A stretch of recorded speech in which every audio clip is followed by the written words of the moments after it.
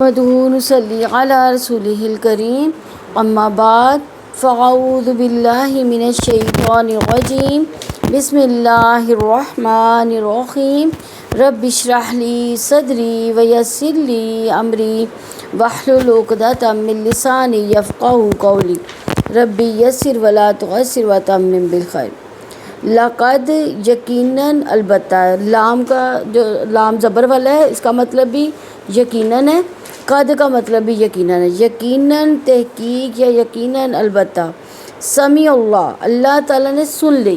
اور لقد اس کے لیے آتا ہے جس میں کسی بات میں بھی کوئی طرح کا شک ہی نہیں ہے۔ لقد، انا یہ جو الفاظ ہیں ایسے جملے کے لیے آتے ہیں جس میں کسی بات کی کوئی شک کی گنجائش ہی نہیں رہ جاتی۔ سمیع اللہ، اللہ نے سن لی، سمیع سن لی، اللہ تعالیٰ نے، قول بات، الذین ان لوگوں کی جنہوں نے قالوا کہا، انا بے شک اللہ تعالیٰ فقیر فقیر ہے، ونحن اور ہم اغنیاء مالدار ہیں، سنکتب یقیناً ہم لکھتے ہیں، ما قالوا جو کچھ انہوں نے کہا، ما جو قالوا انہوں نے کہا، وقتلہم اور ان کا قتل کرنا بھی، اور قتل کرنا ہم ان کا، الانبیاء انبیاء کو، بغیر حق نا حق، ونقول اور ہم کہیں گے، ذوقوا تم چکھو عذاب الحریق جلانے والا، ذالک یہ بما اس وجہ سے جو قدمت آگے بھیجا، ایدیکم تمہارے ہاتھوں نے، یدن کی جمع ایدی اور کم تمہارے، ایدیکم تمہارے ہاتھوں نے، وَأَنَّا اور بے شک اللہ تعالیٰ لیسا نہیں ہے، بظلام ذرا بھی ظلم کرنے والا، للعبید بندوں پر، الذین اور وہ لوگ جنہوں نے قالوا کہا، ان اللہ بلا شبہ اللہ تعالیٰ نے عہد لیا ہے، الینا ہم سے، اللہ نؤمنا یہ کہ ہم نہ ایمان لائے، اللہ کا مطلب یہ کہ نہ، نؤمنو ہم ایمان لائے، نون جو ہے وہ کس کے لیے آ رہا ہے؟ ہم کے لیے، اور کس کے لیے؟ مضارع کا ہے، یہ نون مضارع کا بھی ہے اور ہم کا۔ مضارع سے کیا مراد ہے؟ مضارع میں جیسے یعنی پریزنٹ اور پاسٹ، نہیں سوری پریزنٹ اور فیوچر، یہ دونوں جو ہے یہ ٹینس جو ہے مضارع میں پائے جاتے ہیں۔ جیسے ہمارے اردو میں 3 زمانے ہوتے ہیں لیکن عربی میں 2 زمانے ہوتے ہیں، ماضی اور مضارع۔ ماضی میں ماضی والا زمانہ اور مضارع میں یا تو وہ پریزنٹ کا زمانہ لکھیں گے یا فیوچر کا، وہ ہمیں جملے کی مناسبت سے خود ہی اس کا میننگ کرنا پڑے گا۔ اللہ نؤمنا یہ کہ ہم نہ ایمان لائے، لرسول کسی رسول پر، حتیٰ یہاں تک کہ یاتینا وہ لائے ہمارے پاس بھی قربان ایسی قربانی کے تاکلہ کھا جائے اسے النار آگ۔ کل آپ کہہ دیجئے، قد تحقیق جاءکم آئے تمہارے پاس، رسول کئی رسول، من قبلی مجھ سے پہلے، من سے قبل پہلے، اور چھوٹی یہ کس کو ظاہر کر رہا ہے؟ مجھ کو، یعنی میرے کے معنی میں آ رہا ہے، من قبلی مجھ سے پہلے، بالبینات واضح دلائل کے ساتھ، بھی ساتھ بینات، بین کی جمع یعنی دلائل، وبالذی اور اس کے ساتھ جو، اور بھی ساتھ، الذی وہ جو، کل تم نے کہا، فالما پھر کیوں، قتلتموہم تم نے انہیں قتل کیا، ان اگر کنتم ہو تم صادقین سچے، فَإِن پھر اگر کذبوکا وہ آپ کو جھٹلا دیں، فقد تو تحقیق کذبا جھٹلائے گئے، رسول کئی رسول، من قبلی کا آپ سے پہلے، جاؤ بالبینات وہ لائے تھے واضح دلائل، جاؤ وہ لائے تھے بالبینات واضح دلائل کو، والزبری اور صحیفے، والکتاب اور کتاب، المنیر روشن، کلو ہر نفس نفس، ذائقۃ چکھنے والا، الموت موت کو، وانما اور بلا شبہ، توفونا تم پورے دیے جاؤ گے، اجورکم اپنے اجر، یوم القیامہ قیامت کے دن، فمن پھر جو شخص زحزح دور کر دیا گیا، عن النار آگ سے، وادخل اور داخل کر دیا گیا، الجنہ جنت میں، فقد تو یقیناً فاتو قد یقیناً، فاضا وہ کامیاب ہو گیا، وما اور نہیں ہے الحیات الدنیا دنیا کی زندگی الا مگر متاع سامان الغرور دھوکے کا، لَتُبْلَوُنَّ بلا شبہ تم ضرور آزمائے جاؤ گے، فی اموالکم اپنے مالوں میں، وانفسکم اپنی جانوں میں، ولا تسمعن اور بالیقین تم ضرور سنو گے، من الذین ان لوگوں سے جو اوتوا دیے گئے الکتاب کتاب، من قبلکم تم سے پہلے، ومن الذین ان لوگوں میں سے بھی جنہوں نے اشرکوا شرک کیا، وَأَذًا ایذا کی باتیں کی، کثیراً بہت سی، وَإِنْ اور اگر تصبروا تم صبر کرو،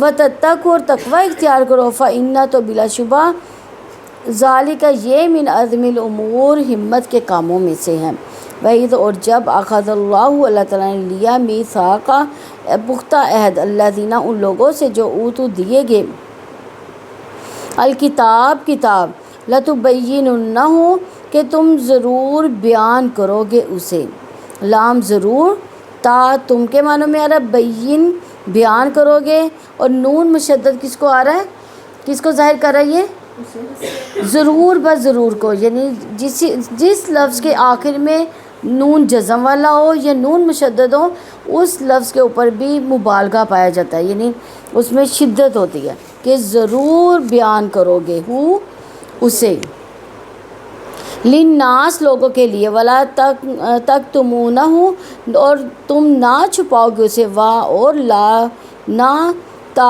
تم کتمان حق کیا ہوتا ہے چھپانا، ہو اسے، ولا تکتمونہ اور تم نہ چھپاؤ گے اسے، فنبذوہ پھر بھی انہوں نے پھینک دیا اسے، پھر نبذا پھینک دیا ہو اسے، وراء پیچھے ظہورہم اپنی پیٹھوں کے، واشتروا اور انہیں خرید لیا بھی اس کے بدلے ثمناً مول، قلیلا تھوڑا، یا قیمت، ثمناً قیمت کو بھی کہتے ہیں، یہاں پہ مول لکھا ہوا ہے، یہ قلیلاً تھوڑا، فبئس پس برا ہے ما وہ جو یشترون وہ خریدتے ہیں، لا تحسبن آپ ہرگز بیان نہ کریں، الذین ان لوگوں کو جو یفرحون خوش ہوتے ہیں، بما آتوا اس کے ساتھ جو انہوں نے کیے، ویحبون اور وہ پسند کرتے ہیں، ان یہ کہ یحمدوا وہ تعریف کیے جائے، بما اس کے ساتھ جو لم یفعلوا انہوں نے نہیں کیا، فلا تحسبنہم پھر آپ ہرگز نہ سمجھیں ان کے لیے، پھر لا نہ تا آپ، حسبہ یعنی گمان کرنا، اور ہرگز کے کہاں سے معنی نکل رہا ہے اس میں، تحسبن نون مشدد ہے تو اس لیے اس میں ہرگز کے معنی پائے جا رہے ہیں، یعنی اس میں مبالغہ یعنی شدت پائی جا رہی ہے، ہم ان کے، فلا تحسبنہم پھر آپ ہرگز نہ سمجھیں ان کے لیے، بمفازۃ نجات پا جانا، من العذاب عذاب سے، ولہم اور ان کے لیے عذاب عذاب علیم بڑا دردناک، وللہ اور اللہ تعالیٰ کے لیے ہے ملک بادشاہی السماواتی والارض آسمان و زمین کی، واللہ اور اللہ تعالیٰ علی کل شیء ہر چیز پر قدیر خوب قادر ہے۔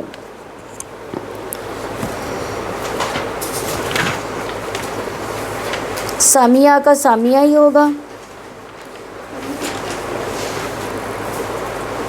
فقیر فا قاف را، اغنیاء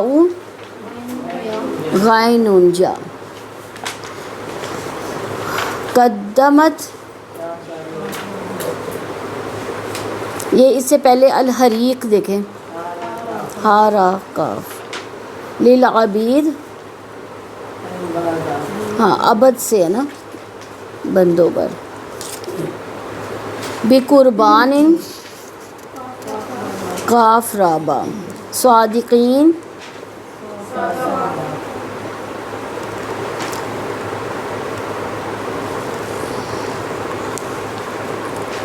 توفون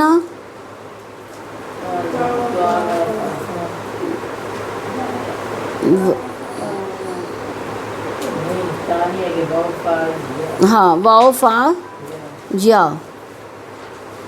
اجورکم حمزہ جیمرہ،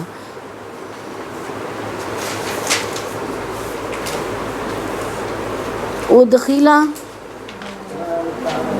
الغرور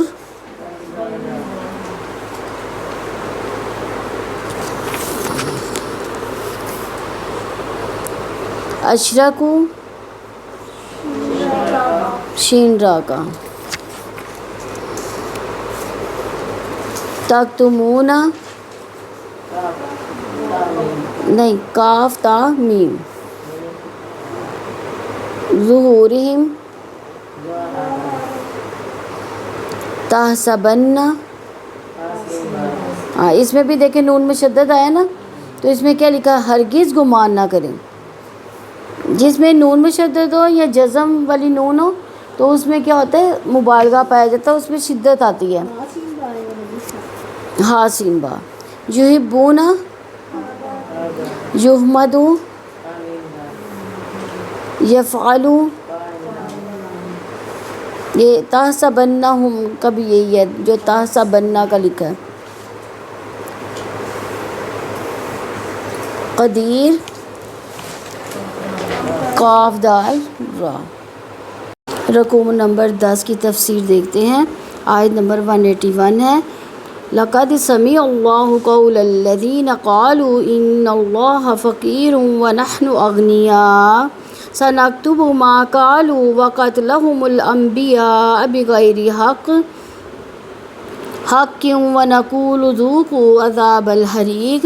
بلا شبہ اللہ تعالیٰ نے یقیناً ان کی بات سن لی جنہوں نے کہا کہ بلا شبہ اللہ تعالیٰ فقیر ہے اور ہم مالدار ہیں، جلدی ہم لکھ دیں گے جو انہوں نے کہا، ان کا نبیوں کو ناحق قتل کرنا بھی ہم کہیں گے کہ تم جلنے کا عذاب چکھو۔ ابن عباس نے کہا کہ جب یہ آیت نازل ہوئی، من ذا الذی یقرض اللہ قرضا حسنا فیضاعفہ لہ اضعافا کثیرا واللہ یقبض ویبسط الیہ ترجعون، کون ہے وہ جو اللہ تعالیٰ کو قرض حسنا دے سو وہ اس کو بڑھا چڑھا کر اس کے لیے کئی گنا کر دے، تو اللہ ہی تنگی اور کشادگی پیدا کرتا ہے، اسی کی طرف تم لوٹائے جاؤ گے۔ تو اس آیت پر یہودیوں نے کہا کہ اے محمد صلی اللہ علیہ وسلم، تمہارا رب فقیر ہو گیا کہ اب اپنے بندوں سے قرض مانگنا شروع ہو گیا۔ اس پر اللہ تعالیٰ نے یہ آیت نازل فرمائی، لَقَدْ سَمِعَ اللَّهُ قَوْلَ الَّذِينَ قَالُوا إِنَّ اللَّهَ فَقِيرٌ وَنَحْنُ أَغْنِيَاءُ۔ بلا شبہ اللہ تعالیٰ نے یقیناً اس کی بات سن لی جنہوں نے کہا کہ بلا شبہ اللہ تعالیٰ فقیر ہے۔ تو کس نے یہ بات کی تھی؟ یہودیوں نے کہی تھی، اور انہوں نے کہا تھا کہ ہم مالدار ہیں۔ ابن ابی حاتم نے حضرت ابوبکر صدیق رضی اللہ عنہ یہودیوں کے مدرسے میں گئے، یہاں کا بڑا معلم مخاص تھا اور اس کے ماتحت ایک بہت بڑا عالم اشباح تھا، لوگوں کا مجمع تھا اور وہ مذہبی باتیں سن رہے تھے۔ آپ رضی اللہ عنہ نے فرمایا، مخاص اللہ تعالیٰ سے ڈرو اور مسلمان ہو جا، اللہ تعالیٰ کی قسم تجھے خوب معلوم ہے کہ محمد صلی اللہ علیہ وسلم سچے رسول ہیں۔ یہودیوں کو کیوں پتہ تھا کہ وہ سچے رسول ہیں نبی صلی اللہ علیہ وسلم؟ کیونکہ ان کی کتابوں میں یہ سب نشانیاں موجود تھیں، انہوں نے نشانیوں کو دیکھ لیا تھا۔ وہ اللہ تعالیٰ کے پاس سے حق لے کر آئے ہیں، ان کی صفتیں تورات اور انجیل میں تمہارے ہاتھوں میں موجود ہیں۔ تو مخاص نے جواب میں کہا، ابو بکر رضی اللہ عنہ، سن اللہ کی قسم، اللہ تعالیٰ ہمارا محتاج ہے، ہم اس کے محتاج نہیں، اس کی طرف اس طرح نہیں گر گراتے جیسے وہ ہماری جانب نعوذ باللہ عاجزی کرتا ہے، بلکہ ہم تو اس سے بے پرواہ ہیں اور مالدار ہیں، اگر وہ غنی ہوتا تو ہم سے قرض طلب نہ کرتا، نعوذ باللہ۔ دیکھیں کتنے سخت الفاظ اس نے کہے، جیسے کہ تمہارا پیغمبر کہہ رہا ہے ہمیں تو سود سے روکتا ہے اور خود سود دیتا ہے، اگر غنی ہوتا تو ہمیں سود کیوں دیتا؟ اس پر حضرت ابو بکر صدیق رضی اللہ عنہ کو بہت غصہ آیا اور محاذ کے منہ پر زور سے تپڑ مار دیا اور فرمایا، اللہ کی قسم جس کے ہاتھ میں میری جان ہے، اگر تم یہود سے معاہدہ نہ ہوتا تو میں تجھے اللہ کے دشمن کا سر کاٹ دیتا۔ دیکھیں حضرت حضرت ابو بکر صدیق رضی اللہ عنہ کتنے سخت تھے اس معاملے میں کہ اللہ تعالیٰ کے خلاف انہوں نے بات سننا گوارا نہیں کی۔ مخاص نے جا کے اس کی شکایت نبی صلی اللہ علیہ وسلم سے کی۔ آپ صلی اللہ علیہ وسلم نے حضرت ابو بکر صدیق رضی اللہ عنہ سے پوچھا کہ آپ نے کیوں مارا؟ حضرت ابو بکر صدیق رضی اللہ عنہ نے واقعہ بیان کیا، مخاص مکر گیا اور میں نے تو ایسا کہا ہی نہیں، یعنی دیکھیں یہود جو ہے مکر بھی جاتے تھے۔ اس پر یہ آیت نازل ہوئی، سَنَكْتُبُ مَا قَالُوا وَقَتْلَهُمُ الْأَنْبِيَاءَ بِغَيْرِ حَقٍّ، جلدی ہم لکھ دیں گے جو انہوں نے کہا، ان کا نبیوں کو ناحق قتل کرنا بھی۔ یعنی اس سے مراد شدید وعید ہے اللہ تعالیٰ کی طرف سے کہ ہم ان کی یہ بات ان کے خلاف درج کر دیں گے۔ اللہ تعالیٰ نے فرمایا ہم نے ان کی یہ بات لکھ لیں گے۔ اس میں سخت وعید بیان کی گئی ہے، وَقَتْلَهُمُ الْأَنْبِيَاءَ بِغَيْرِ حق، کہ ان کا نبیوں کو ناحق قتل کرنا بھی اللہ تعالیٰ نے انہیں انبیاء کو ناحق قتل کرنا یاد دلایا یہاں پہ کہ انہوں نے نبیوں کو بھی قتل کرنے سے گریز نہیں کیا۔ یہاں ناحق کی قید لگانے سے مراد یہ ہے کہ وہ نبیوں کو لا علمی اور ضلالت کی وجہ سے قتل نہیں کرتے تھے، بلکہ اس جرم کی قباحت کو جانتے ہوئے بھی سرکشی اور عناد کی بنا پر قتل انبیاء کے اقدام کی جرات کرتے تھے۔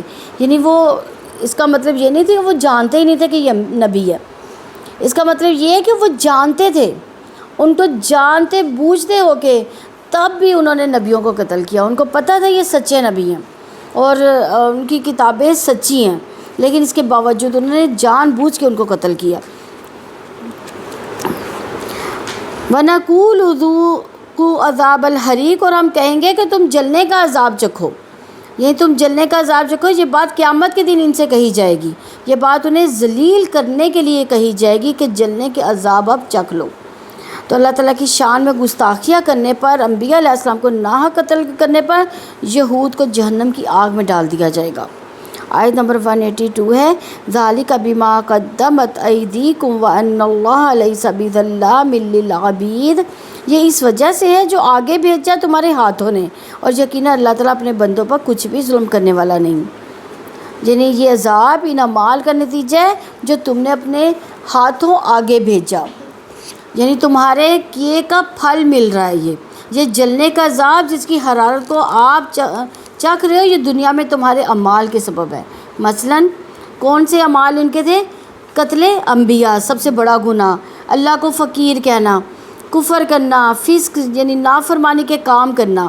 اللہ تعالیٰ نے یہود کے ظلم کا تذکرہ کر کے یہ شعور دلایا یہاں پہ کہ یہ بندوں کے اعمال ہیں جس کی وجہ سے وہ عذاب میں مبتلا کیے گئے۔ اللہ تعالیٰ مجرموں اور متقیوں، کافروں اور مومنوں کے ایک مقام اور مرتبہ نہیں دے سکتا، یعنی متقی اور مومن اور یعنی کافر اور مومن ایک جگہ پہ نہیں ہو سکتے۔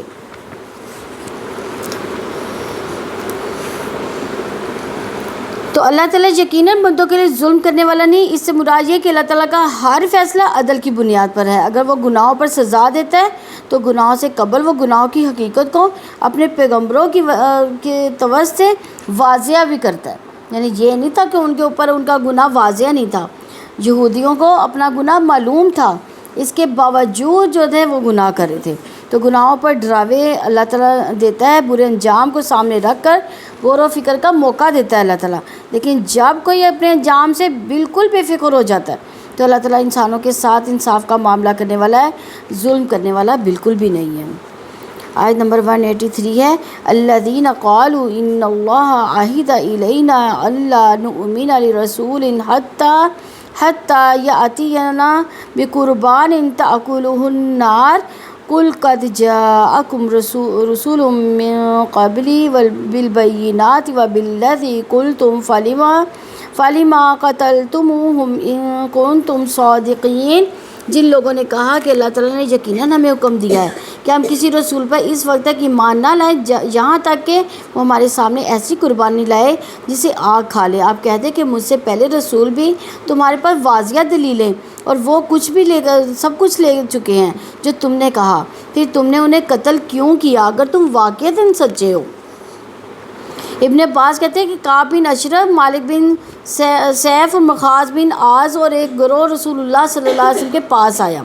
انہوں نے کہا، محمد صلی اللہ علیہ وسلم تم گمان کرتے ہو کہ اللہ کے رسول ہو، اللہ تعالیٰ نے آپ کی طرف کتاب وحی کی ہے، اللہ تعالیٰ نے ہم سے عہد لیا کہ ہم اس وقت تک کسی رسول پر ایمان نہ لائیں یہاں تک کہ ہمارے پاس قربانی آئے جسے وہ آگ کھا لے، جو آسمان سے آئے اور ہمارے پاس آگ لے آؤ تو ہم تمہاری تصدیق کر دیں گے۔ اس پر یہ آیت نازل ہوئی۔ یعنی پہلے جو تھی قربانی کیسے قبول ہوتی تھی کہ آسمان سے ایک آگ آتی تھی اور اس کو لے جاتی تھی، تو یعنی وہ پتہ چل جاتا تھا کہ یہ قربانی قبول ہو گئی ہے، یہ صدقہ قبول ہو گیا ہے۔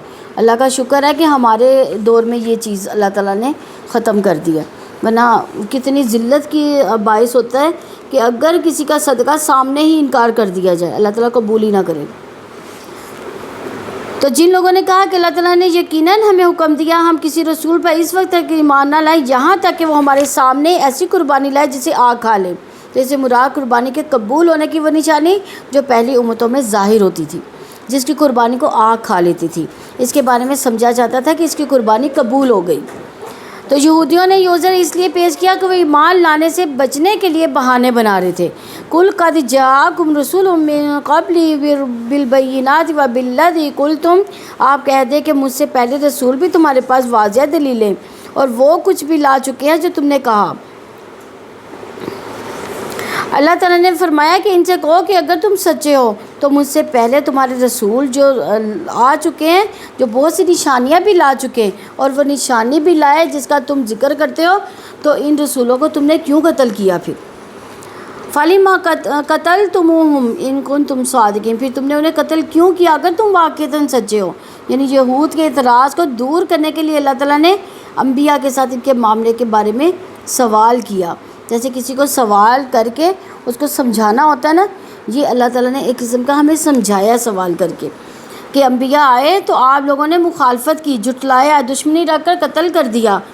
اگر آپ حق کے دعوے دار پیروکار ہو، اپنے دعوے میں سچے ہو، تو تمہیں نبیوں کو قتل نہیں کرنا چاہیے تھا۔ اس سے پتہ چلا کہ آپ نہ حق کو مانتے ہو نہ انبیاء کو۔ آیت نمبر 184، فَإِن كَذَّبُوكَ فَقَدْ كُذِّبَ رُسُلٌ مِّن قَبْلِكَ جَاءُوا بِالْبَيِّنَاتِ وَالزُّبُرِ وَالْكِتَابِ الْمُنِيرِ، پھر اگر وہ آپ کو جھٹلاتے ہیں تو یقیناً آپ سے پہلے بھی کئی رسول جھٹلائے جا چکے جو واضح دلیلیں اور صحیفے اور روشن کتاب لائے تھے۔ فَإِن كَذَّبُوكَ فَقَدْ كُذِّبَ رُسُلٌ مِّن قَبْلِكَ، پھر اگر وہ آپ کو جھٹلاتے تو یقیناً آپ سے پہلے بھی کئی رسول جھٹلا چکے۔ یعنی بنی اسرائیل کے طریق گواہ ہے کہ کوئی رسول ایسا نہیں گزرا جس کو اہل کتاب نے جھٹلایا نہ ہو، حالانکہ پہلے تمام رسول بھی صحیح دلائل پر آئے تھے، انہوں نے معجزات بھی پیش کیے، انہوں نے ایسے صحیفے پیش کیے جن میں اللہ تعالیٰ کی ہدایت تھی، یعنی زبور، روشن کتابیں بھی، مثلاً تورات اور انجیل۔ تو یہود نے واضح دلائل کتابیں آنے کے باوجود حق کو جھٹلا دیا تھا۔ رسالت کا فریضہ ادا کرنا اور اس راستے کی یہ مشکلات ہے، نبی بلاتا ہے، لوگ انکار کرتے ہیں، لہٰذا آپ صلی اللہ علیہ وسلم گھبرائے نہیں۔ یہی نہیں، یہ اللہ تعالیٰ نے ایک قسم کا اپنے نبی کو کہ دل کو مضبوط کرنے کے لیے کہا۔ وَجَاءُوا بِالْبَيِّنَاتِ، واضح دلیلیں لاتے تھے، یعنی بینات سے مراد وہ واضح معجزات ہے۔ قتادہ نے کہا اس سے مراد حلال و حرام ہے۔ والزبور، اور صحیفے سے مراد کہ قتادہ نے کہا انبیاء کی کتب ہیں وہ۔ والکتاب المنیر، اور روشن کتاب سے مراد اللہ تعالیٰ کی طرف سے انبیاء علیہ السلام پر نازل کی جانے والی کتاب ہے۔ قتادہ نے کہا اس سے مراد قرآن ہے۔ آیت نمبر 185 ہے، کل نفس ذائقۃ الموت وَإِنَّمَا تُوَفَّوْنَ أُجُورَكُمْ يَوْمَ الْقِيَامَةِ فَمَنْ زُحْزِحَ عَنِ النَّارِ وَأُدْخِلَ الْجَنَّةَ فَقَدْ فَازَ وَمَا الْحَيَاةُ الدُّنْيَا إِلَّا مَتَاعُ الْغُرُورِ، ہر جاندار موت کو چکھنے والا ہے، اور یقیناً تم قیامت کے دن ہی اپنے پورے اجر دیے جاؤ گے۔ چنانچہ جو آگ سے بچا لیا گیا، جنت میں داخل کر دیا گیا تو وہ کامیاب ہو گیا، اور دنیا کی زندگی تو دھوکے کے سامان کے سوا کچھ نہیں۔ یعنی ہر جان کو موت کا ذائقہ چکھنا ہے، یعنی ہر شخص نے موت کا ذائقہ چکھنا ہے۔ اس سلسلے میں نیک اور بد کے درمیان فرق نہیں، یہ نہیں ہے کہ نیک دنیا سے چلے جائیں گے بد نہیں جائیں گے، یا بد چلے جائیں گے نیک نہیں جائیں گے۔ دنیا کی زندگی محدود، عارضی اور متعین وقت تک ہے، اس کا ختم ہونا ضروری ہے۔ موت تمام جھوٹے سہاروں کو توڑ ڈالے گی۔ عبداللہ بن مسعود رضی اللہ نے بیان کیا کہ نبی صلی اللہ علیہ وسلم نے چوکھٹا خط کھینچا، پھر اس کے درمیان نے خط کھینچا جو چوکھٹے خط سے نکلا ہوا تھا، اس کے بعد درمیان والے خط کے اس حصے کو جو چوکھٹے کے درمیان میں تھا چھوٹے چھوٹے بہت خطوط کھینچے، اور فرمایا کہ یہ انسان ہے اور یہ اس کی موت ہے جو اسے گھیرے ہوئے ہے، اور جو بیچ کا خط باہر نکلتا ہوا ہے وہ اس کی امید ہے، اور چھوٹے چھوٹے خطوط اس کی دنیاوی مشکلات ہیں۔ بس انسان جب ایک مشکل سے بچ کر نکلتا ہے تو دوسری مشکل میں پھنس جاتا ہے، دوسری سے نکلتا ہے تو تیسری میں پھنس جاتا ہے۔ یہ صحیح بخاری کی 6417 نمبر حدیث ہے۔ وَإِنَّمَا تُوَفَّوْنَ أُجُورَكُمْ يَوْمَ الْقِيَامَةِ، یقیناً تم قیامت کے دن ہی اپنے پورے اجر دیے جاؤ گے۔ نبی کریم صلی اللہ علیہ وسلم اور صحابہ رضوان اللہ علیہ کو تسلی دی جا رہی ہے کہ یہ دنیا جزا کا مقام نہیں، عمل کا مقام ہے۔ قیامت کے دن جزا اور سزا ہے۔ قیامت کے دن ہر کسی کو اس کے اعمال کا بھرپور بدلہ دیا جائے گا۔ مومن کا اجر ثواب اور کافر کا اجر عقاب ہے۔ فمن زحزح عن النار وادخل الجنة فقد فاز، چنانچہ جو آگ سے بچا لیا گیا، جنت میں داخل کر دیا گیا تو وہ کامیاب ہو گیا۔ یعنی قیامت کے دن جو لوگ آگ سے بچا لیے گئے اور جنت میں داخل کر دیے گئے تو یہ سب سے بڑی کامیابی ہوگی۔ رسول اللہ صلی اللہ علیہ وسلم نے فرمایا جنت کی بالشت بھر جگہ دنیا مافیا سے بڑھ کر ہے، اگر چاہو تو پڑھ لو فمن زحزح عن النار وادخل الجنة فقد فاز وما الحیات الدنیا الا متاع الغرور، اور دنیا کی زندگی تو دھوکے کے سامان کے سوا کچھ نہیں۔ غرور سے کیا مراد ہے؟ یعنی دھوکہ۔ الغرور سے مراد دنیا کی زینت بھی ہے۔ دنیا کی زینت جو ہے وہ دھوکہ ہی ہے۔ دنیا کا سامان ظاہری فریب کاریاں ہیں۔ جہاں کسی کا ناکام ہو جانا یا کامیاب ہونا، ترقی کرنا آخرت کے لحاظ سے ایک ہی جیسی چیزیں ہیں۔ دنیا کی نعمتیں کسی کے حق پر ہونے کا ثبوت نہیں ہے۔ دنیا میں کسی کا مصائب و مشکلات میں مبتلا ہونا کسی کے غلط کار ہونے کا ثبوت نہیں ہے۔ یعنی ہم اگر دیکھیں کوئی کسی کو بہت زیادہ اللہ تعالیٰ نے سہولتیں دی ہیں، اس کا مطلب یہ نہیں ہے کہ وہ بہت نیک ہوگا، یا کسی پر اللہ تعالیٰ نے بہت زیادہ مصیبتیں ڈالی ہیں تو اس کا مطلب یہ نہیں ہے کہ وہ بہت بدکار ہے۔ جہاں کسی کا ناکام ہو جانا یا کامیاب ہونا اور ترقی کرنا آخرت کے لحاظ سے ایک جیسی چیزیں نہیں ہیں۔ جو دنیا کی نعمتیں کسی کے حق پر ہونے کا ثبوت نہیں ہے۔ دنیا میں کسی کا مصائب و مشکلات میں مبتلا ہونا کسی کے غلط کار ہونے کا ثبوت نہیں۔ دنیا کا سامان دھوکہ دیتا ہے۔ حقیقی سامان جس کے لیے کوشش کرنی چاہیے وہ کون سی ہے؟ آخرت کی کامیابی ہے۔ اور آخرت کی کامیابی کے لیے کیسے ہم کوشش کر سکتے ہیں؟ اچھے اعمال کر کے، اللہ تعالیٰ کے حکم کے مطابق زندگی بسر کر کے۔ تو اس آیت کریمہ میں دنیا میں عبادت گزار کی یعنی عبادت کی ترغیب دی گئی ہے کہ یہ دنیا فانی ہے، باقی نہیں رہے گی، یہ محض دھوکے کا سامان ہے۔ یہ اپنی چکا چوند، اپنے غرور، اپنی ظاہری خوبصورتی سے انسان کو دھوکے میں مبتلا رکھتا ہے۔ پھر یہ دنیا ختم ہو جائے گی، اس میں رہنے والے آخرت کے ٹھکانے میں منتقل ہو جائیں گے، جہاں نفس کو اچھے یا برے عمل کا پورا پورا بدلہ دیا جائے گا جو اس نے اس دنیا میں کیے۔ تو انسان کے اندر جب یہ حقیقت جگہ پکڑ لیتی ہے تو دنیا اس کی ترجیحات سے نکل جاتی ہے۔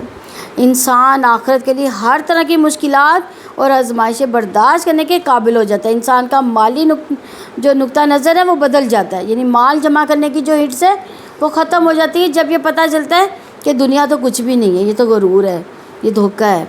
تو آخرت کے لیے پھر اس کی کوششیں جو ہیں وہ شروع ہو جاتی ہیں۔ وہ اپنے مال کو اپنی آخرت سنوارنے کے لیے بھی لگا دیتا ہے۔ انسان کی سرگرمیوں کا محور مرکز بدل جاتا ہے۔ وہ آخرت کو بہتر بنانے کے لیے دنیا میں ایسی سرگرمیاں اختیار کرتا ہے جو اس کے کام آئے۔ مثلا ذاتی زندگی میں اللہ تعالیٰ کو یاد رکھنا، ہر معاملے میں اللہ تعالیٰ کی طرف رجوع کرنا، اپنی غلطیوں پر توبہ کرنا، ایسی محفلوں میں شرکت کرنا جن سے اللہ تعالیٰ یاد آئے، دنیا میں حق کا بول بالا کرنے کے لیے کوششیں کرنا، محتاجوں کی مدد کرنا، معاشرتی خدمات کے لیے کوششیں کرنا۔ آیت نمبر 186 ہے لَتُبْلَوُنَّ فِي أَمْوَالِكُمْ وَأَنفُسِكُمْ وَلَا تَسْمَعُنَّ مِنَ الَّذِينَ أُوتُوا الْكِتَابَ مِن قَبْلِكُمْ وَمِنَ الَّذِينَ أَشْرَكُوا أَذًى كَثِيرًا وَإِن تَصْبِرُوا وَتَتَّقُوا فَإِنَّ ذَلِكَ مِنْ عَزْمِ الْأُمُورِ، یقیناً تم اپنے مالوں اپنی جانوں میں ضرور آزمائے جاؤ گے، اور یقیناً تم ان سے ضرور بہت سی تکلیف دہ باتیں سنو گے جن کو تم سے پہلے کتاب دی گئی، ان لوگوں سے بھی جنہوں نے شرک کیا، اور اگر تم صبر کرو متقی بنو تو یقیناً یہ بلند حوصلہ کاموں میں سے ہے۔ حضرت ابن عباس رضی اللہ عنہ روایت کرتے ہیں کہ ان اللہ فقیر، ان سے یہاں تک حضرت ابوبکر صدیق رضی اللہ عنہ مخاص کے مابین جو معاملہ پیش آیا اس کے بارے میں یہ آیتیں نازل ہوئی ہیں۔ کعب بن مالک رضی اللہ عنہ سے روایت ہے کہ بن اشرف یہودی رسول اکرم صلی اللہ علیہ وسلم صحابہ کرام کی شان میں ہجو یعنی توہین اور گستاخی کے اشعار کہا کرتے تھے۔ اس پر یہ آیت نازل ہوئی۔ تو اموال کی آزمائشوں میں نازل ہونے والی آفات ہیں، اور یعنی مال و جان کی آزمائشیں اموال کی آزمائشوں میں نازل ہونے والی آفات ہیں، اور انفاق فی سبیل اللہ. جان کی آزمائش میں قید ہونا، زخمی ہو جانا، انواع و اقسام کے خوف اور مصائب وغیرہ شامل ہے. تو اپنے مالوں میں، اپنی جانوں میں ضرور آزمائے جاؤ گے. اس سے مراد کہ جان اور مال میں کمی کر کے مومن کو آزمانا ضروری ہے. مومن کی آزمائش جو ہے اس کے دین کے مطابق ہوگی. اگر وہ دین میں پختہ ہو تو مصائب بھی سخت ہوں گے. اب دیکھیں ہمارے نبی پیغمبروں پر سب سے زیادہ آزمائشیں آئیں. کیوں آئیں ان پہ زیادہ آزمائشیں؟ ان میں ایمان زیادہ تھا. جتنا انسان میں ایمان ہوگا اتنی ہی مصائب اور تکلیفیں زیادہ سخت ہوں گی. جنت کا راستہ مشکلات کا راستہ ہے. زندگی مشکلات کیا ہے کہ ناپسندیدہ کاموں سے خود کو روکنا، خواہشات نفس کے خلاف چلنا، یہ نفس کے لیے بھاری کام ہے. آزمائشوں سے بھی نیکی اور صبر کی قوتوں کو جگایا جا سکتا ہے. راہ میں آنے والی مشکلات برداشت کرنے سے بھی انسان قابل اعتماد بنتا ہے. جتنا انسان حق کے راستے کی مشکلات برداشت کرتا ہے اتنا ہی وہ راستہ اسے عزیز ہو جاتا ہے. تو آزمائش ہر دعوت حق کی سنت ہے، اس لیے دعوت دینے والے کی دعوت مضبوط ہوتی جاتی ہے. مقابلے کی وجہ سے انسان کے اندر کی خفیہ قوتیں اجاگر ہوتی ہیں. انسان ان کو نشر و ما دے سکتا ہے، ان کو منظم کر کے ایک راستے پر لگا سکتا ہے. آزمائش سے گناہ دھل جاتے انسان کے. حضرت سعد بن ابی وقاص رضی اللہ عنہ سے روایت ہے کہ میں نے اللہ کے رسول صلی اللہ علیہ وسلم سے عرض کیا، یا رسول اللہ صلی اللہ علیہ وسلم، کن لوگوں کی آزمائش سخت ہوتی ہے؟ آپ صلی اللہ علیہ وسلم نے فرمایا، پیغمبروں کی، پھر جو اس کے بعد مرتبے میں افضل ہیں، پھر جو اس کے بعد افضل ہیں. وہ آدمی پر اس کے دین کے مطابق آزمائش ہوتی ہے. اگر اس کا دین سخت اور قوی ہوتا ہے تو اس کی مصیبت بھی سخت ہوتی ہے، اور اگر اس کے دین میں نرمی ہوتی ہے تو اسی انداز سے وہ مشکل آتی ہے، یہاں تک کہ وہ زمین پر چلتا ہے اور کوئی گناہ اس پر باقی نہیں رہتا. تو آزمائش میں کامیاب ہونے والے کو کس چیز کا علم ہونا ضروری ہے؟ اسے اپنے نفس کی حقیقت کا علم ہونا چاہیے. اسے علم ہونا چاہیے کہ انسان کے اندر کون سی چھپی ہوئی قوتیں ہیں. اسے یہ بھی علم ہونا چاہیے کہ ایک جماعت معاشرے کی تشکیل کیسے ہوتی ہے. اسے یہ بھی علم ہونا چاہیے کہ دعوت کے اصولوں اور نفس کی خواہشات کے مطابق کہاں کہاں جنگ ہوگی. اسے یہ بھی علم ہونا چاہیے کہ شیطان کن کن دروازوں سے انسان کے اندر داخل ہوتا ہے. اسے یہ بھی علم ہونا چاہیے کہ حق کے راستے میں پھسلن کہاں کہاں ہے. اسے یہ بھی علم ہونا چاہیے کہ انسان گمراہ کب کب ہوتا ہے. تو ابتلا سے صبر و استقامت کی عادت پیدا ہوتی ہے. یعنی جو آزمائش جب آتی ہے تو انسان میں اتنا ہی زیادہ صبر پیدا ہو جاتا ہے. اور اخلاقی کمزوریوں کا علاج بھی ہے. یہ درجات بلند ہوتے ہیں. مومنوں اور منافقوں میں امتیاز ہوتا ہے، کیونکہ جب منافق کے اوپر مصیبت آئے گی تو کیا ہوگا؟ وہ اسلام سے ہی ہٹ جائے گا، اپنے دین سے ہٹ جائے گا. لیکن جب مسلمان پر آئے گی اس کا دین اتنا ہی مضبوط ہوگا. وَلَا تَسْمَعُنَّ مِنَ الَّذِينَ أُوتُوا الْكِتَابَ مِن قَبْلِكُمْ وَمِنَ الَّذِينَ أَشْرَكُوا أَذًى كَثِيرًا، اور یقیناً تم ان سے ضرور بہت سی تکلیف دہ باتیں سنو گے جن کو تم سے پہلے کتاب دی گئی، ان لوگوں سے بھی جنہوں نے شرک کیا. یعنی اللہ تعالیٰ نے ایمان والوں کو جنگ بدر سے پہلے یہ بات کہہ دی تھی کہ اب بھی وہ صبر سے کام لے، اللہ تعالیٰ سے ڈر کر رہیں. اہل کتاب اور مشرک تمام تمہارے خلاف پروپیگنڈا کریں گے، شکوک و شبہات پھیلائیں گے. شبہات دعوت دینے والوں کے بارے میں ہو سکتے ہیں. اس مقصد کے لیے جدید نشر و اشاعت کے وسائل بھی استعمال ہوں گے، سازشیں ہوں گی، تفرقہ پھیلانے کی کوششیں کی جائیں گی. تو جو شخص حق پر قائم ہو جاتا ہے یا امر بالمعروف نہی عن منکر کا کام کرتا ہے تو لازماً اسے تکلیفیں دی جاتی ہیں. تو تکلیف دہ باتوں کی جو دوا ہے وہ کیا ہے؟ کیا ہے؟ ان ساری تکلیفوں پر کیا کرنا چاہیے؟ صبر کرنا چاہیے. اللہ تعالیٰ کے لیے صبر، اللہ تعالیٰ سے مدد مانگنا، اللہ تعالیٰ کی طرف رجوع کرنا. وَإِن تَصْبِرُوا وَتَتَّقُوا فَإِنَّ ذَلِكَ مِنْ عَزْمِ الْأُمُورِ، اور اگر تم صبر کرو متقی بنو تو یقیناً یہ بلند حوصلہ کاموں میں سے ہیں. یعنی صبر و تقوی ہمت کے کاموں میں سے. اللہ تعالیٰ کے خوف یعنی تقوی سے اپنے آپ کو قابو میں رکھنے، یعنی صبر سے ہی مشکلات کا مقابلہ کیا جا سکتا ہے. حق کے راستے کی پھسلن سے بچنے اور گمراہ ہونے سے بچنے کے لیے یہ دو لازمی ہتھیار ہیں. صبر اور تقوی کے لیے قوت ارادی، کمال عقل و فکر اور ایسے امور کی ضرورت ہے جن میں سستی نہیں برتی جا سکتی. تو کہاں صبر کریں؟ جان و مال کی آزمائش میں.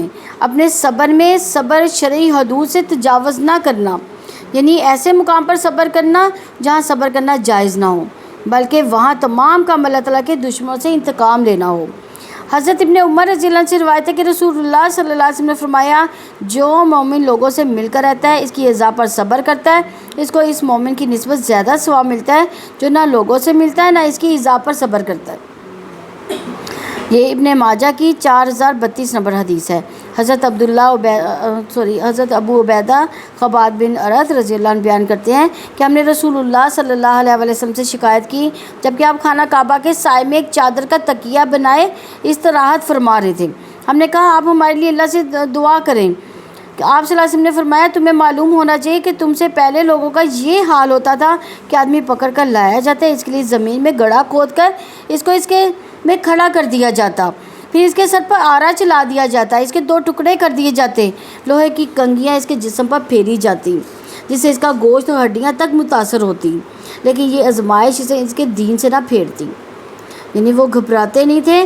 اللہ کی قسم اللہ تعالیٰ اس معاملے کو ضرور مکمل فرمائے گا، دین اسلام کو غالب کرے گا، یہاں تک ایک سوار یعنی مسافر صنعاء سے حضرت موت تک اکیلا سفر کرے گا، لیکن اسے اللہ تعالیٰ کے سوا کسی کا ڈر نہیں ہوگا، لیکن تم جلد بازی کر رہے ہو۔ صحیح بخاری کی 3612 نمبر حدیث ہے۔ آیت نمبر 187 ہے فَإِذْ أَخَذَ اللَّهُ مِيثَاقَ الَّذِينَ أُوتُوا الْكِتَابَ لَتُبَيِّنُنَّهُ لِلنَّاسِ وَلَا تَكْتُمُونَهُ فَنَبَذُوهُ وَرَاءَ ظُهُورِهِمْ وَاشْتَرَوْا بِهِ ثَمَنًا قَلِيلًا فَبِئْسَ مَا يَشْتَرُونَ۔ اور جب اللہ تعالیٰ نے لوگوں سے پختہ عہد دیا جنہیں کتاب دی گئی کہ تم اس کتاب کو لوگوں کے سامنے ضرور بیان کرتے رہو گے اور تم اس کو نہیں چھپاؤ گے، تو انہوں نے اس عہد کو اپنی پشتوں کے پیچھے ڈال دیا، اس کے بدلے انہوں نے بہت تھوڑی قیمت لے لی، سو کتنا برا ہے جس کو وہ خرید رہے ہیں۔ یعنی میثاق اس عہد کو کہتے ہیں جو بہت بھاری ذمہ داری کا حامل ہو۔ یہ عہد اللہ تعالیٰ نے اس شخص کے لیے لیا جس کو اللہ تعالیٰ نے کتاب عطا کی، اسے علم سے نوازا۔ اللہ تعالیٰ نے لوگوں سے پختہ عہد لیا کہ اس کتاب کی تعلیمات کو لوگوں کے سامنے ضرور بیان کرتے رہو گے۔ کون سی کتاب کو؟ تورات اور انجیل کے حامیوں کو کہا تھا کہ اس کو چھپائیں گے نہیں بلکہ اپنے ماننے والوں کو تعلیمات دیں گے۔ لَتُبَيِّنُنَّهُ لِلنَّاسِ وَلَا تَكْتُمُونَهُ، تم اس کتاب کو لوگوں کے سامنے ضرور بیان کرتے رہو گے اور تم اس کو نہیں چھپاؤ گے،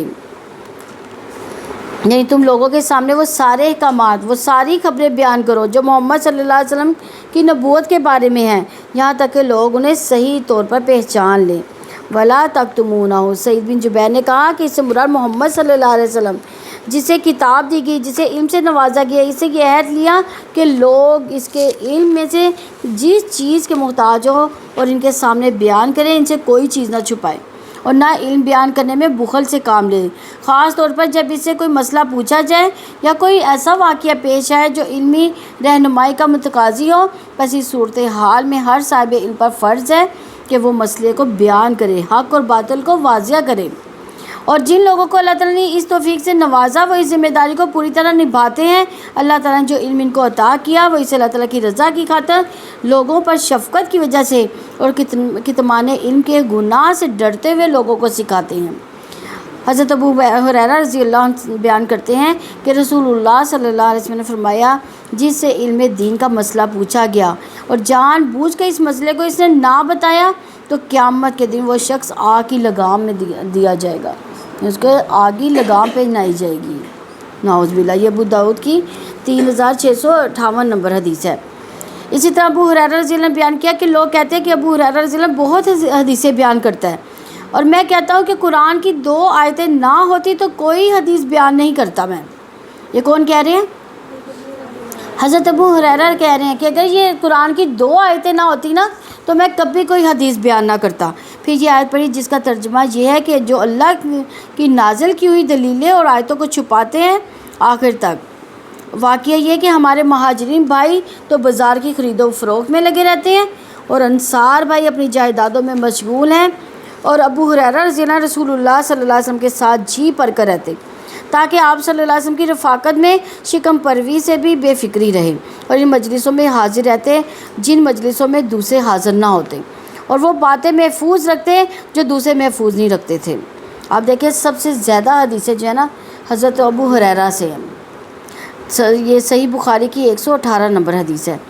حضرت ابو ذر کا ارشاد ہے کہ اگر تم اس پر تلوار رکھ دو، کہ اگر تم پر تلوار رکھ دی جائے اور اپنی گردن کی طرف اشارہ کیا اور مجھے گمان ہو کہ میں نے نبی سے صلی اللہ علیہ وسلم سے جو ایک کلمہ سنا گردن کٹنے سے پہلے بیان کر سکوں گا تو یقین میں اسے بیان ہی کروں گا. یعنی چاہے میری تلوار کیوں نہ رکھی ہو، لیکن جو کلمہ میں نے بیان کرنا وہ فوراً ہی بیان کر دوں تاکہ میری گردن کٹنے سے پہلے میں صحیح چیز لوگوں تک پہنچا دوں. صحیح بخاری کی 10 نمبر حدیث ہے. فَنَبَذُوهُ وَرَاءَ ظُهُورِهِمْ وَاشْتَرَوْا بِهِ ثَمَنًا قَلِيلًا، تو انہوں نے اس عہد کو اپنی پشتوں کے پیچھے ڈال دیا، اس کے بدلے انہوں نے بہت تھوڑی قیمت لے لی. کنہوں نے لی تھی قیمت؟ یہودیوں نے. یعنی ان کو کیا کیا تھا؟ پس پوچھ ڈالنے سے کیا مراد ہے؟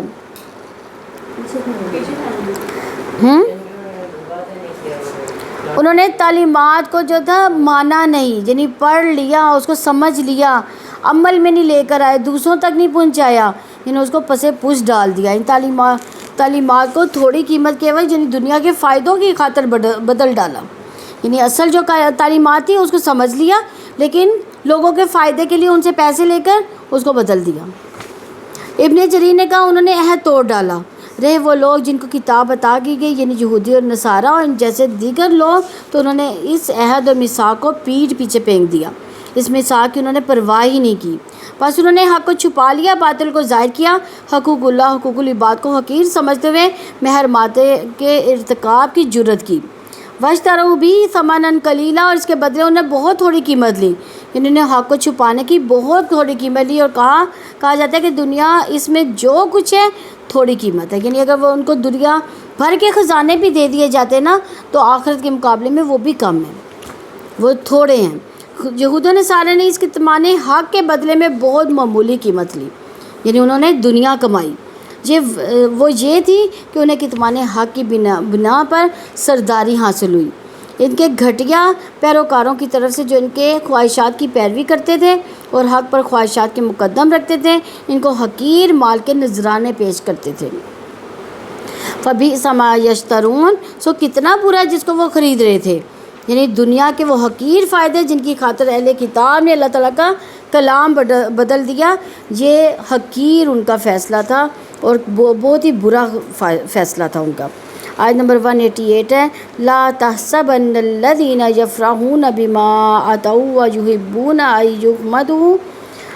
یحمدوا بما لم یفعلوا فلا تحسبنہم بمفازۃ من العذاب وَلَهُمْ عَذَابٌ عَلِيمٌ. آپ ان لوگوں کو ہرگز خیال نہ کریں جو خوش ہوتے ہیں ان کاموں پر جو انہوں نے کیے اور چاہتے ہیں کہ ان پر بھی ان کی تعریف کی جائے جو انہوں نے نہیں کیے. چنانچہ آپ انہیں عذاب سے نکلنے میں ہرگز کامیاب خیال نہ کریں اور ان کے لیے دردناک عذاب ہے. ابو سعید رضی اللہ عنہ سے روایت ہے کہ نبی صلی اللہ علیہ وسلم کے زمانے میں منافقین میں سے بعض ایسے تھے جو غزوہ کے لیے نکلے تو وہ پیچھے رہ گئے اور نبی صلی اللہ علیہ وسلم کے خلاف بیٹھ جانے سے خوش ہوئے. جب نبی صلی اللہ علیہ وسلم واپس تشریف لائے تو انہوں نے آپ صلی اللہ علیہ وسلم سے معذرت کی اور قسم اٹھائی کہ انہوں نے اس بات کو پسند کیا ان کی تعریف کی جائے اس کام پر جو انہوں نے سر انجام نہیں دیے. تو آیت لا تحسبن الذین نازل ہوئی. اپنے کیے پر خوش ہونے والوں کو مت گمان کرو جو پسند کرتے ہیں اس بات کو کہ ان کی تعریف کی جائے. جو کام انہوں نے کیے نہیں ان پر وہ تعریف چاہ رہے تھے، ایسے اعمال پر جو انہوں نے سر انجام ہی نہیں دیے. بس آپ صلی اللہ علیہ وسلم ان کے بارے میں عذاب سے نجات کا گمان نہ کریں. صحیح مسلم کی 7033 نمبر حدیث ہے. سیدنا حمید بن عبد الرحمن بن عوف رضی اللہ عنہ فرماتے ہیں مروان نے اپنے چوکیدار رافع سے فرمایا تو ابن عباس رضی اللہ عنہ کے پاس جاؤ، ان سے کہو کہ اگر یہ ہر شخص کو عذاب دیا گیا جو خوش ہوتا ہے اس پر جو اسے دیا جاتا ہے، جو اس نے کیا نہیں اس پر وہ اپنی تعریف پسند کرتا ہے، تو پھر ہم سب عذاب میں مبتلا ہوں گے. ابن عباس رضی اللہ عنہ فرمانے لگے تمہارا اس آیت سے کیا تعلق ہے؟ یہ آیت تو اہل کتاب کے بارے میں نازل ہوئی. سیدنا ابو سعید خدری رضی اللہ عنہ بیان کیا کہ رسول اللہ صلی اللہ علیہ وسلم کے زمانے میں چند منافقین ایسے تھے کہ جب نبی صلی اللہ علیہ وسلم جہاد کے لیے تشریف لے جاتے تو یہ مدینہ میں پیچھے رہ جاتے اور پیچھے رہ جانے پر بہت خوش ہوا کرتے تھے، لیکن جب نبی صلی اللہ علیہ وسلم واپس آتے تو عذر بیان کرتے، قسمیں کھا لیتے بلکہ ان کو ایسے کام پر تعریف ہونا پسند بھی آتا تھا جس کو انہوں نے نہ کیا ہوتا تھا، اور بعد میں چکنی چپڑی باتوں سے اپنی بات منوانا بھی چاہتے تھے۔ اللہ تعالیٰ نے اسی پر یہ آیت نازل فرمائی۔ تو سیدنا ابن عباس فرماتے ہیں نبی صلی اللہ علیہ وسلم نے اہل کتاب سے کوئی بات دریافت فرمائی جسے انہوں نے چھپا کر اس سے مختلف بیان کی۔ جب وہ آپ صلی اللہ علیہ وسلم کے پاس سے نکل کر گئے تو آپ پر ظاہر کیا کہ ہم نے آپ کو اسی بات کی خبر دی ہے جو انہوں نے ہم سے دریافت کی تھی۔ اس پر وہ اپنی تعریف کے متمنی ہوئے اور جو ان پر سے پوچھا گیا ان کے چھپانے پر خوش ہوئے۔ صحیح مسلم کی 7034 نمبر حدیث ہے۔ تو اس آیت میں کن لوگوں کی بھی تعریف مذمت ہوئی ہے؟ اس آیت میں ان لوگوں کی مذمت کی گئی ہے جو ریاکاری اور شہرت کے لیے کام کرتے ہیں، کاموں کو جو اظہار کرتے ہیں اتنا کام نہیں کرتے جو خوبیاں ان کے اندر نہیں ہوتی، ان کو اپنی طرف منسوب وہ کر دیتے ہیں ان خوبیوں کو۔ اس آیت میں ریاکاروں اور شیخی خوروں کی مذمت ہوئی ہے جو ان کے بغیر مسئلے بیان کرتے ہیں۔ رسول اللہ صلی اللہ علیہ وسلم نے فرمایا جس نے مالدار ہونے کے لیے جھوٹا دعویٰ کیا اسے کمی نصیب ہوگی۔ نبی صلی اللہ علیہ وسلم نے فرمایا جس نے اپنے بارے میں کوئی جھوٹا دعویٰ کیا تاکہ لوگوں کے سامنے وہ بڑا بنے تو اللہ تعالیٰ اس کا وقار گھٹا دیتا ہے۔ نبی صلی اللہ علیہ وسلم نے فرمایا جو شخص کسی ایسی خوبی کا دعویٰ کرے جو اللہ تعالیٰ نے اسے دی ہی نہیں وہ جھوٹ اور فریب کے 2 کپڑے پہننے والے کی طرح ہیں۔ مسلم کی 5581 نمبر حدیث ہے۔ فلا تحسبنہم بمفازۃ من العذاب ولہم عذاب علیم، چنانچہ آپ انہیں عذاب سے نکلنے میں ہرگز کامیاب خیال نہ کریں، ان کے لیے دردناک عذاب ہے۔ تو اللہ تعالیٰ نے نبی صلی اللہ علیہ وسلم نے فرمایا کہ آپ صلی اللہ علیہ وسلم یہ نہ سمجھے کہ وہ عذاب سے بچ جائیں گے، ایک دردناک عذاب ان کا انتظار کر رہا ہے۔ سیدنا صابر بن قیس انصاری رضی اللہ عنہ خدمت نبوی میں حاضر ہو کر عرض کرتے ہیں کہ یا رسول اللہ صلی اللہ علیہ وسلم مجھے تو اپنی ہلاکت کا بڑا اندیشہ ہے۔ آپ نے فرمایا کیوں؟ جواب دیا ایک تو اس وجہ سے کہ اللہ تعالیٰ نے اس بات سے روکا کہ جو نہ کیا ہو اس پر تعریف کو پسند کرے، اور میرا حال یہ کہ میں تعریف پسند کرتا ہوں۔ دوسری بات یہ کہ تکبر سے اللہ نے روکا اور میں جمال کو پسند کرتا ہوں۔ تیسری یہ کہ نبی صلی اللہ علیہ وسلم کی آواز سے بلند آواز کرنا ممنوع ہے اور میں بلند آواز ہوں۔ تو رسول اللہ صلی اللہ علیہ وسلم نے فرمایا کیا تو اس بات سے خوش نہیں کہ تیری زندگی بہترین اور باخیر ہو اور تیری موت شہادت کی موت ہو اور تو جنتی بن جائے، خوش ہو کر رہنے لگے؟ کیوں نہیں یا رسول اللہ صلی اللہ علیہ وسلم، یہ تو بہت ہی اچھی بات ہے۔ چنانچہ یہی ہوا اور آپ کی زندگی انتہائی اچھی گزری اور موت شہادت کی نصیب ہوئی۔ مسلمہ کذاب کے ساتھ مسلمانوں کی جنگ میں آپ نے شہادت پائی کیونکہ ان کو خوف تھا نا ان باتوں کا۔ تو جس بات پہ اللہ تعالیٰ کا خوف ہو تو اللہ تعالیٰ اس کا خوف دور کر دیتے ہیں۔ اللہ تعالیٰ کے عذاب سے بچنے کے لیے اس کے احکامات کی مخالفت سے بچو، وہ ہر چیز کا مالک ہے، ہر چیز پر قادر ہے، اس کی قدرت سے کوئی بھاگ نہیں سکتا۔ آیت نمبر 189 ہے وَلِلَّهِ مُلْكُ السَّمَاوَاتِ وَالْأَرْضِ وَاللَّهُ عَلَىٰ كُلِّ شَيْءٍ قَدِيرٌ، اور آسمان و زمین کی بادشاہت اللہ تعالیٰ کے لیے، اللہ تعالیٰ ہر چیز پر پوری طرح قدرت رکھنے والا ہے۔ یعنی اللہ تعالیٰ زمین و آسمان کا بادشاہ ہے، وہ ان تصورات سے بالا تر ہے جسے یہودیوں نے کہا کہ اللہ فقیر ہے، حالانکہ اللہ تعالیٰ کیا ہے؟ غنی ہے۔ اللہ تعالیٰ ہر چیز کا مالک ہے، اللہ تعالیٰ ہر چیز پر قادر ہے۔ زمین و آسمان کے خزانے کس کے ہیں؟ اللہ تعالیٰ کے، وہ مالک ہے۔ واللہ علیٰ کل شیء قدیر، اور اللہ تعالیٰ ہر چیز پر پوری طرح قدرت رکھنے والا ہے۔ اللہ تعالیٰ زمین و آسمان پر اپنی بادشاہ سے اپنی قدرت کا شعور دلایا۔ الحمدللہ ہمارا یہ رکوع کمپلیٹ ہوا۔ اللہ تعالیٰ ہمیں اس کو سمجھنے اور اس پر عمل کی توفیق عطا فرمائے۔ سبحانک اللہم و بحمدک، نشہد ان لا الہ الا انت، نستغفرک و نتوب الیک۔